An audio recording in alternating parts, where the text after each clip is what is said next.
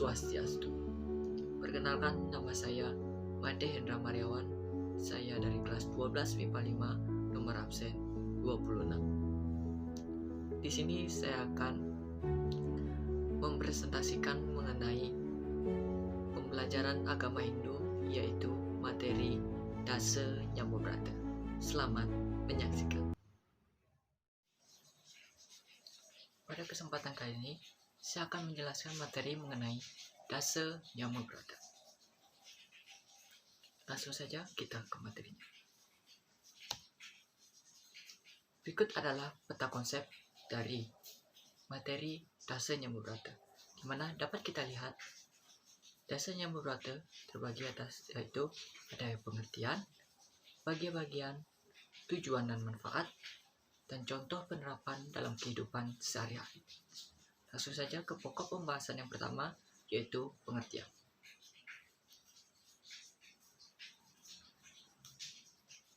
Nah, Dasa Nyamobrata adalah berasal dari bahasa Sanskerta, di mana dari akar kata Dasa yang artinya 10 dan Nyamobrata yang artinya pengendalian rohani.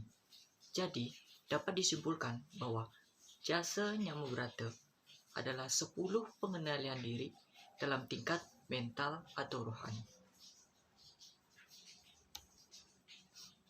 Bila kita cermati dari pengertiannya, sesungguhnya ke-10 pegangan batin atau rohani itu adalah sadana atau sarana untuk melaksanakan dharma, untuk mencapai tingkatan kebahagiaan yang kekal abadi, yang disebut dengan moksa.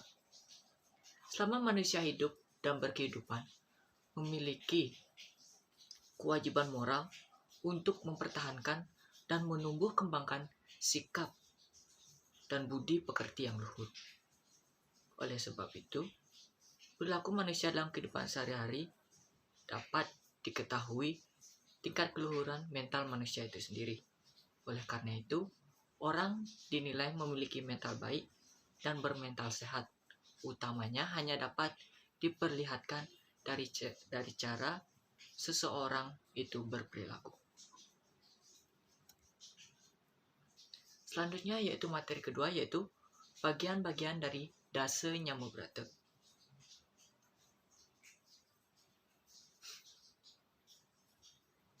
Bagian-bagiannya yaitu yang pertama yaitu dana, di mana dana memiliki pengertian yaitu pemberian makanan dan minuman dan lain-lain. Di mana dalam bagian ini kita diajarkan untuk memberi atau mengasihi orang-orang yang memang memiliki kebutuhan, seperti kebutuhan akan makan, minum, dan uang sekalipun, agar yang merasakan kebahagiaan yang kita dapatkan pula. Yang kedua yaitu ada ijya. Ijya merupakan pemujaan kepada ide Sang Hyang Widi-Wasa, kepada leluhur dan pada lain-lainnya.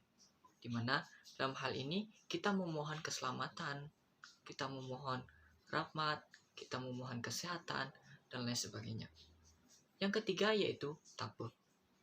Tapa adalah pengekangan hawa nafsu jasmani, di mana kita sebagai manusia, terlebih lagi kita hidup di zaman modern seperti saat ini, tentunya kita sulit untuk mengekang hawa nafsu jasmani kita. Yang keempat yaitu dhyana, di mana dhyana memiliki pengertian yaitu merenung kepada ide Sang Hyang Widi-Wasa atau pemusatan pikiran kepada Sang Hyang Widi-Wasa. Di mana pemusatan pikiran ini bertujuan agar kita lebih dekat kepada ide Sang Hyang Widi-Wasa, agar semua doa-doa yang kita inginkan dan doa-doa yang kita mohonkan kepada ide Sang Widi agar dapat dikabulkan. Dan juga dalam hal ini kita juga harus memohon kesehatan, keselamatan, dan lain sebagainya.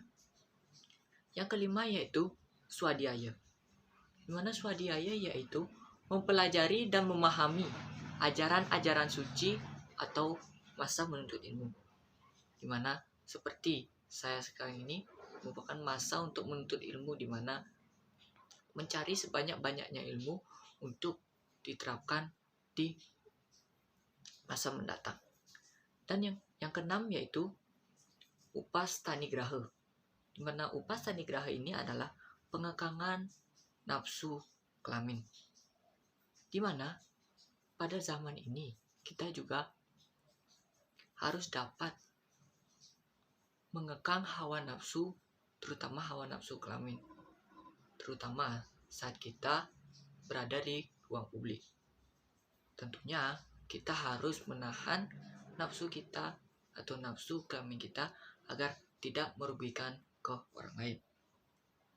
Yang ketujuh yaitu brata, di mana brata merupakan pengekangan nafsu terhadap makanan, di mana kita sebagai manusia, kita hidup harus seimbang, di mana kita makan pun harus secukupnya, tidak boleh terlalu berlebihan, karena yang berlebihan itu sangatlah tidak baik. Selanjutnya yaitu yang ke-8, yaitu ada upawasa, di mana upawasa merupakan pengekangan diri, di mana bagaimana diri kita untuk bersosialisasi, untuk berkehidupan di lingkungan dan sekitarnya, bagaimana kita bisa menahan diri kita dari godaan-godaan hal-hal yang negatif. Selanjutnya yang ke-9 yaitu mona, di mana pengendalian kata-kata. Dalam pengendalian kata-kata ini, di mana kita diharuskan untuk berbicara yang sopan, yang baik, dan tidak menyakiti hati orang lain. Kita tidak boleh berbicara kotor kepada orang lain, karena jika kita berbicara kotor, maka omongan atau perkataan tersebut dapat balik ke kita sendiri. Karena ada pepatah, mulutmu adalah harimaumu, di mana bila kita mengucapkan hal yang tidak baik terhadap orang lain, maka suatu saat perkataan tersebut bisa kembali ke diri kita sendiri. Dan yang terakhir yaitu senana, di mana senana yaitu melakukan pemujaan dengan Trisanja, di mana seperti kita ketahui bahwa setiap hari kita melakukan persembahyangan Trisanja. Tujuannya sama, yaitu untuk memohon keselamatan, memohon kesehatan, memohon rahmat, memohon restu, memohon perlindungan kepada Ida Sang Hyang Widi Wasa. Selanjutnya yaitu ada tujuan dan manfaat kita mempelajari Dasa Nyamubrata, di mana tujuannya yaitu untuk mewujudkan kesempurnaan batin, di mana jika kita mempelajari Dasa Nyamubrata atau kita menerapkan Dasa Nyamubrata, maka kita akan mendapatkan sebuah kebahagiaan, yang dimana kebahagiaan itu akan kekal dan abadi, sehingga kita dapat mencapai tujuan dari agama Hindu, yaitu Moksaratam Jagaditaya Caiti Dharma, atau mencapai moksa, di mana melalui pengamatan dan pengalaman hidup di dunia ini dengan melaksanakan dharma serta berperilaku atau berkepribadian yang luhur. Selain tujuan, adapun manfaat kita mempelajari ajaran Dasa Nyamubrata, yaitu di mana ajaran Dasa Nyamubrata ini dapat dipergunakan sebagai media pembelajaran, media pendidikan, pendalaman, pengamalan ajaran agama Hindu dalam mewujudkan umat sedharma yang berkepribadian luhur, yang berlandaskan pelaksanaan dharma guna mencapai tingkat kebahagiaan batin yang kekal abadi. Setelah tujuan dan manfaat, ada contoh dari penerapan Dasa Nyamubrata dalam kehidupan sehari-hari, di mana yang pertama yaitu dana, di mana dana memiliki pengertian pemberian makanan dan minuman dan lain-lain. Seperti yang kita lihat pada contoh di atas. Ada anak muda yang memberi makanan kepada ibu-ibu yang bisa dikatakan pengemis atau yang mungkin ditinggalkan oleh sanak keluarganya atau ditelantarkan oleh sanak keluarganya, di mana pria ini memberikan makanan kepada ibu tersebut agar ibu tersebut juga dapat merasakan kebahagiaan yang dia dapat dari hasil rezeki yang diberikan oleh Tuhan Yang Maha Esa atau Ida Sang Hyang Widi Wasa. Dan gambar yang kedua yaitu ada perempuan yang memberikan sama, yaitu makanan kepada para pekerja rongsokan yang ada di jalanan, dimana tentunya jika kita mengais rezeki atau kita mencari rezeki, tentunya kita bisa atau kita dapat melupakan atau kita bisa lupa untuk sarapan atau makan. Dan mungkin itu yang dipikirkan oleh wanita tersebut, dimana melihat bapak yang sedang mengais pekerjaannya mungkin terlihat letih dan mungkin terlihat kelaparan, dan wanita tersebut memberikan makanan tersebut kepada bapak tersebut, dimana jadi penerapannya yaitu memberikan makanan kepada masyarakat yang membutuhkan. Yang kedua yaitu Ije. Ije yaitu pemujaan kepada Ida Sang Hyang Widi Wasa, kepada leluhur dan lain-lain. Seperti yang dapat kita saksikan pada gambar tersebut, di mana gambar pertama yaitu sembahyang pada saat hari raya Galungan dan Kuningan. Dan gambar yang kedua yaitu sembahyang di Sanggah Kemulan untuk pemujaan kepada leluhur-leluhur kita, agar leluhur-leluhur kita juga di kehidupan yang lain dapat merasakan kebahagiaan dan juga merasakan ketentraman. Selanjutnya, yang ketiga yaitu tape, di mana tape merupakan pengekangan hawa nafsu jasmani. Seperti yang kita lihat pada gambar tersebut, di mana gambar pertama yaitu orang yang mencuri dan diberikan nasihat oleh orang tuanya. Dan yang kedua yaitu gambar di mana orang berbuat curang, di mana dia membeli mungkin buah dan dia mengambil lebih buah tersebut. Alasan dari kedua kejadian tersebut bisa saja diakibatkan oleh karena sedang mengalami kesusahan, baik kesusahan finansial maupun kesusahan dalam mendapatkan makanan. Dan hal itu bisa saja terjadi. Akan tetapi, meskipun demikian, kita sepatutnya tidak boleh melakukan perbuatan-perbuatan yang negatif untuk dengan alasan sedang mengalami kesusahan. Kita harusnya berdoa kepada Ida Sang Hyang Widi atau kepada Tuhan Yang Maha Esa agar kita diberikan jalan keluar atas masalah yang sedang kita alami atau kesusahan yang sedang kita alami. Selanjutnya yang keempat yaitu dhyana, di mana dhyana yaitu merenung kepada Ida Sang Hyang Widi Wasa atau pemusatan pikiran kepada Ida Sang Hyang Widi. Seperti yang kita lihat pada gambar tersebut, di mana kita memusatkan pikiran kepada Ida Sang Hyang Widi saat persembahyangan. Dapat dilihat dari gambar tersebut, tidak adanya orang yang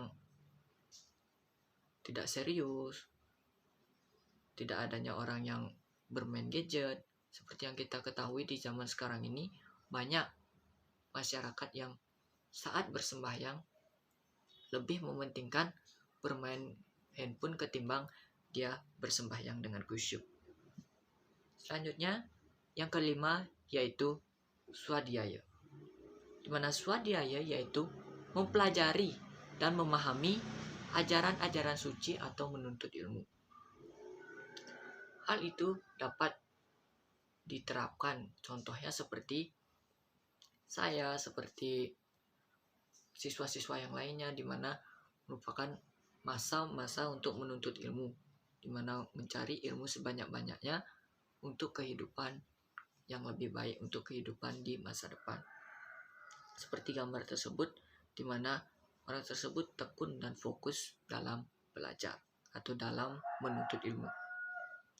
Selanjutnya yang keenam yaitu upastanigraha, dimana upastanigraha yaitu pengekangan nafsu kelamin. Dalam penerapannya di kehidupan sehari-hari dapat dilihat contoh seperti saat zaman sekarang ini ada banyaknya pemuda-pemuda yang berpacaran bebas atau berpacaran di tempat-tempat yang sepi. Hal itu dapat mengundang yaitu nafsu-nafsu kelamin atau nafsu-nafsu negatif yang bisa saja muncul kapan saja. Selanjutnya yaitu brata, di mana brata merupakan pengekangan nafsu terhadap makanan, di mana kita seperti contohnya pada gambar yaitu memakan makanan secukupnya dan tidak terlalu berlebihan. Seperti yang sudah saya katakan tadi, di mana jika terlalu berlebihan tidaklah baik. Selanjutnya yaitu yang ke-8 yaitu upawasa, di mana upawasa adalah pengekangan diri. Seperti contohnya dapat kita lihat dalam kehidupan sehari-hari yaitu saat pelaksanaan hari raya Nyepi, di mana kita dilarang untuk berpergian dari rumah. Kita diharuskan untuk merenung dan mengekang diri di rumah untuk setidaknya melihat apa saja kesalahan-kesalahan kita atau merenungkan apa saja dosa-dosa kita yang telah kita lakukan. Dan gambar yang kedua yaitu mengekang diri untuk tidak bermain judi setelah hari raya. Seperti yang kita ketahui, khususnya di Bali, di hari-hari raya seperti hari raya Galungan atau Kuningan, setelah hari raya tersebut, besoknya adalah hari raya Umanisnya, di mana kebanyakan orang-orang melakukan seperti judi, minum-minum alkohol, dan lain sebagainya. Meskipun itu tidak mencakup semuanya, akan tetapi ada beberapa yang seperti itu. Sehingga kita harus mengekang diri atau menahan diri untuk tergoda akan hal-hal seperti itu. Selanjutnya yang ke-9 yaitu ada mona, di mana mona merupakan pengendalian kata-kata. Di mana terlihat pada gambar tersebut, kita sebaiknya tidak bergosip tentang orang lain atau membicarakan orang lain. Dimana jika kita membicarakan orang lain, pastinya akan bisa menyakiti atau bisa menyakitkan hati orang lain yang mendengarnya. Tentunya hal itu akan tidak baik untuk interaksi antara keduanya. Selanjutnya itu yang ke-10 yaitu senana. Senana merupakan melakukan pemujaan dengan Trisanya, seperti pada gambar, yaitu melakukan sembahyang Trisanya sebelum memulai pembelajaran di kelas. Seperti yang kita ketahui, tentunya di sekolah-sekolah pasti, terutama di Bali, pasti sebelum memulai pembelajaran, kita diharuskan untuk berdoa, yaitu berdoa Trisanya terlebih dahulu, agar apa yang dilakukan dapat berjalan dengan lancar dan berjalan dengan sebagaimana mestinya. Selanjutnya yaitu kaitan ajaran Dasa Nyamobrata dengan pembentukan karakter saat ini. Di mana Dasa Nyamobrata itu adalah ajaran yang dapat dipergunakan sebagai pegangan bagi manusia untuk mencapai kesempurnaan batin melalui pengamatan hidup di dunia ini. Pegangan untuk mewujudkan kesempurnaan batin yang dimaksud adalah berupa pelaksanaan dharma guna mencapai tingkat kebahagiaan yang kekal abadi yang disebut dengan moksa. Selama manusia hidup, pengalaman ajaran Dasa Nyamobrata di dunia inilah tempatnya. Sebab dari perilaku manusia dalam kehidupan sehari-hari itulah dapat diketahui tingkat keluhuran mental manusia itu sendiri. Oleh karena itu, ajaran Dasa Nyamobrata sangat bermanfaat untuk pembentukan karakter pada saat ini. Manfaat dari ajaran Dasa Nyamubrata adalah sebagai media pembelajaran, pendidikan, pendalaman, pengamalan ajaran agama Hindu dalam mewujudkan umat Hindu sedharma yang berkepribadian yang luhur, berlandaskan pelaksanaan dharma guna mencapai tingkat kebahagiaan. Sekian yang bisa saya sampaikan. Jika terdapat kesalahan-kesalahan kata atau gangguan-gangguan teknis dari luar tersebut, saya mohon maaf yang sebesar-besarnya. Akhir kata saya tutup dengan Paramasanti.